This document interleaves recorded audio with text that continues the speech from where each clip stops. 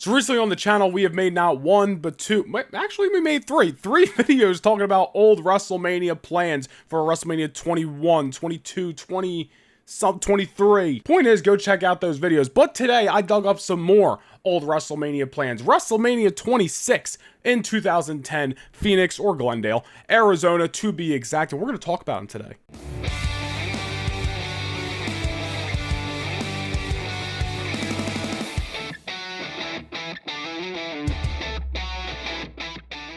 And, it's been pretty fun going down this rabbit hole, looking at some of the old plans and, going a little bit into these, I'll call them later WrestleManias, but this show is pretty old at this point, WrestleMania 26. I remember these plans from back in the day. As you can see, this is a pretty new article posted in 2022, but I know this was some of the rumors that maybe back in 2010, 2009, or maybe it came out a few years later, but this isn't the first time I read some of these, so definitely cool to revisit, if you will. But of course, at WrestleMania 26, we had The Undertaker versus Shawn Michaels. We had The Miz, along with The Big Show, taking on John Morrison and R-Truth in the most memorable tag team title match in WrestleMania history. And then we also had Sheamus versus Triple H, and then Drew McIntyre Drew McIntyre, the Intercontinental Champion, was in Money in the Bank. But plans for those three guys, McIntyre, Miz, and Sheamus, could have been very different. Three guys that WWE saw a lot of potential in, and obviously, ended up working out in the long run, but definitely could have been different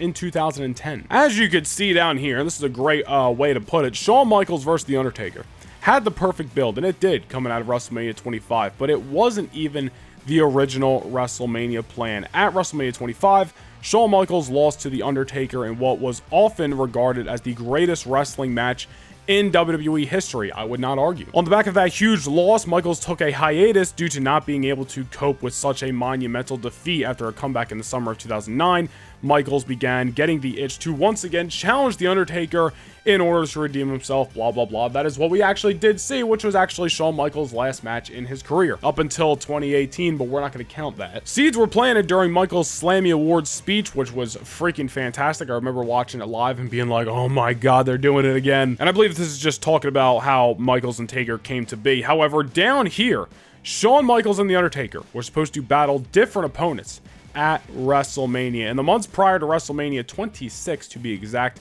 young up-and-comer Drew McIntyre, dubbed as the Chosen One, of course, it was the Intercontinental Champion. Drew McIntyre picked up a big win against The Undertaker. I don't remember that. I guess it was probably in late 2009. It was probably by like Count Out or something, but I don't know. I'm going to have to go revisit that, but McIntyre beat The Undertaker on SmackDown. Again, McIntyre was billed as the Chosen One at that time, with a huge push on the horizon that would have seen him face The Undertaker at WrestleMania 26. In the case of Michaels, he was allegedly supposed to do battle with The Miz.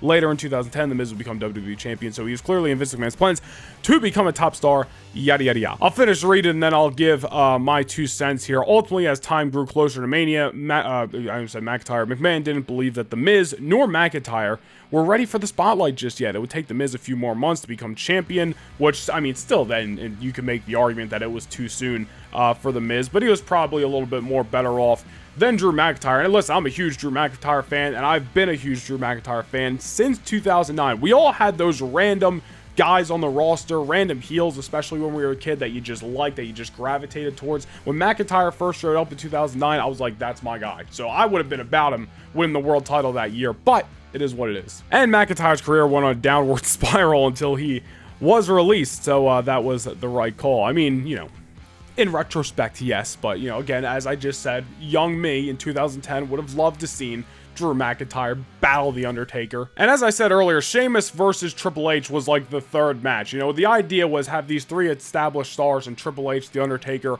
and Shawn Michaels take on these three up-and-comers in Sheamus, The Miz, and Drew McIntyre. Sheamus, there's a chance they might have pulled the plug on the Sheamus match had they not already strapped the WWE title for him, or to him, I should say, for about 2 months. And then obviously I don't really know what Triple H else he would have done at this Mania. So, and you can also make the argument that Sheamus was better off than The Miz and better off than Drew McIntyre at the time. That match went ahead, no problem there. And listen, a lot can be said about Drew McIntyre during that time, about him not being ready, and he's even said that himself in interviews and documentaries and whatnot. But it still is an interesting timeline. And that's kind of the thing that's been so cool about these videos, is to go back and even look at, you know, a WrestleMania 21 and a WrestleMania 22, which I think are great shows. WrestleMania 21, my favorite WrestleMania of all time, but going back and seeing how they could have been different and could have drastically changed, you know, history depending on the matchup, especially here, like Shawn Michaels and The Undertaker. Obviously, the 25 match, I think, is more well-renowned, as they say, world-renowned as the, you know, greatest match and possibly the greatest match in WrestleMania history, one of the best ever. But 26 is up there, too. Like, 26 is a phenomenal matchup, and this was more built around the streak versus the career, and you guys all know that story. But imagine how it could have been different if Shawn Michaels just had a one-off match with The Miz, and I assume probably beat The Miz, and then Undertaker would definitely have beaten Drew McIntyre, because I wouldn't have expected McIntyre to beat the streak back then. But then you can look at that and you're like, well, when does Shawn Michaels retire then? Is it the next year? Do they, you know, people were rumoring for years that Michaels was going to come out of retirement, you know, soon after WrestleMania 26 and fight Triple H at 27, 28. I remember people calling for it at WrestleMania 29 for it to happen. And we could have easily gotten one more Michaels versus Triple H matchup if they didn't go with Michaels versus Taker. And I gotta wonder, you know, I don't know whose final decision it was. I'm sure it was Shawn Michaels to have it be, you know, his last match in 2010. But I wonder if Michaels, again, as I just said, would have went on with the matchup with The Miz when that retirement takes place. Like, is Triple H the one that retires him? Is Undertaker still the one that retires him? Do they run Taker and Michaels the next year at 27 and really have a 2-year build-up to the rematch? And if we see, like, Drew McIntyre in there with The Undertaker in 2010 WrestleMania 26, like, McIntyre was Intercontinental Champ at the time, easily was one of the favorites to win Money in the Bank. They went with Jack Swagger, which, listen, cool in retrospective that they were, like, trying to strap the rocket to this young guy, but just another young guy who was, like, probably not ready for it. And obviously the world title didn't really do him any good. I mean, literally, Swagger won the world title and then, like, lost all the fun things about him immediately. Like, remember when he was so just charismatic and, like, just egotistical, and then the second the 3 count happened on that Money in the Bank cash-in, he just became serious Swagger. It was like, what the hell happened? But that could have been Drew McIntyre's spot, you know, in 2010. Regardless of the Money in the Bank, like, McIntyre could have obviously, again, lost to The Undertaker at 26, but we could have seen McIntyre winning the other Money in the Bank just a few months later at the first pay-per-view. We could have seen McIntyre in Swagger's role, or McIntyre taking on Kane or Mysterio, whoever else was challenging for the world title that year, and McIntyre could have been the champ in 2010. I'm not saying all of these ideas, whether it regards The Miz or Sheamus or McIntyre, are good, great, or better than what they had back then, but again,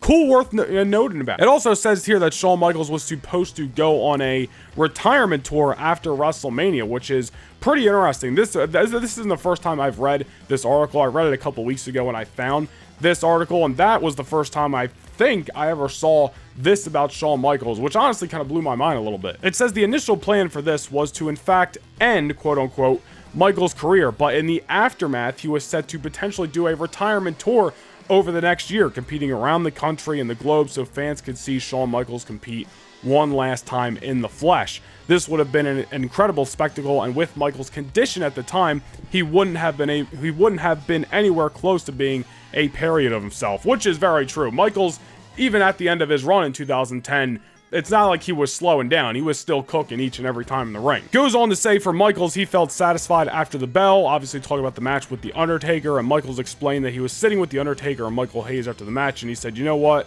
That might be the one to end it all. I don't think I'm going to do that other thing. Obviously talking about the retirement tour idea, and it was Nick's before it had even really begun, which was probably the best when looking at how perfectly he went out, which is very true. Like, obviously he comes back in 2018, which, like, I don't think is as much as the match, I assume, sucked. I never watched the DX vs. Brothers of Destruction match from 2018, which, you know, probably doing myself a favor, but, like, it's less disgraceful, for lack of a better term, that Michaels came out of retirement for a match against the guy who retired him. You know what I mean? And again, in retrospect, like, it was the perfect ending to Shawn Michaels' career. But I don't think anybody would have been complaining if that match with The Undertaker was still the stipulation of streak versus career. Michaels shows up on Raw the next night, or maybe takes a few months off, then comes out and is like, yeah, I'm done.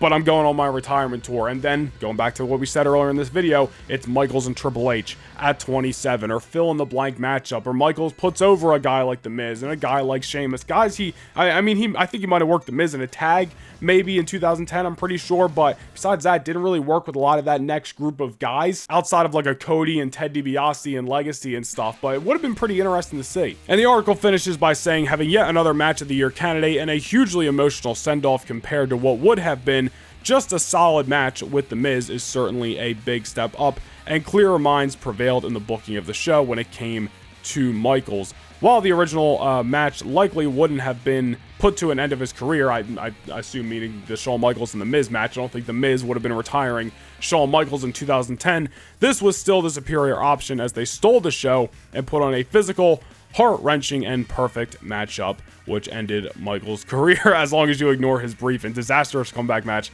in 2018, which I choose to do. But yeah, man, WrestleMania 26, you know, it's a pretty solid WrestleMania going back to 2010. It's not super overloaded, even though there is a good chunk. I think there's like a good 10 or maybe even 11 matches on the show, but it's a pretty good Mania, man. We had some solid undercard matches that year. Wasn't an all-timer, wasn't bad or anything. It was just kind of in between. Same thing with, like, that's how I kind of feel about 25 too. Like, obviously there's you know, the first Taker and Shawn Michaels match is on 25, but like as an overall Mania, it's not great, it's not bad, it's just, you know, man, it was a good show. It's kind of like that. And who knows, all these years later, if the original matches went on as is, maybe we wouldn't be saying that about WrestleMania 26, because as they said here, and I do agree, Michaels and Miz, I'm sure it would have been solid, but it's not Shawn Michaels and The Undertaker, and Taker and McIntyre, I'm sure it would have been solid, but it's not Taker and Shawn Michaels. So, but of course, is interesting to talk about, as have all of these original plan videos that we have done as of late. Again, we did one for 21, 22, and 23, and now 26. So going back in time and looking about how history